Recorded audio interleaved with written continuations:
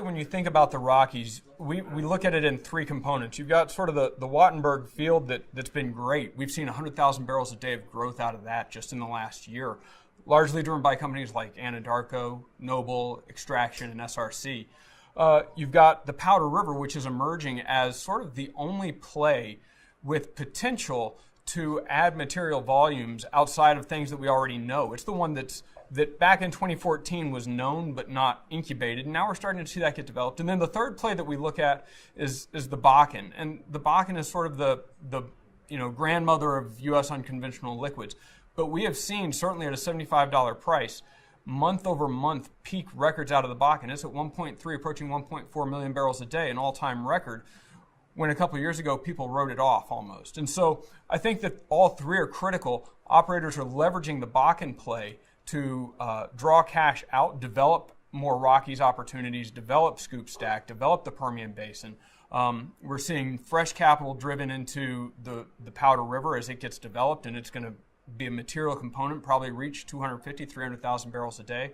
And then you've got the Wattenberg, which continues to impress as new entrants come in and continually deploy capital to build production bases there.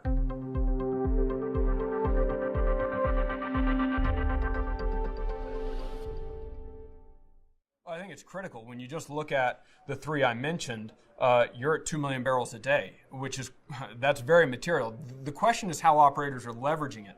And I certainly think that in a $70 price environment, a $75 price environment, which we're looking at for the next couple of years, combined with constraints out of the Permian on the transportation side, on some of the regulatory issues that might pop up, the Rockies is going to be critical to addressing the demand that we're seeing the U.S. need to fill. So we would never write off the Rockies, certainly not anytime soon. We're very impressed with some of the innovation that's happened, some of the productivity improvements we're seeing, the delineation of the multiple stacked benches in the Powder River. So we are very bullish on the Rockies, probably equally as bullish as we are on the Permian Basin right now.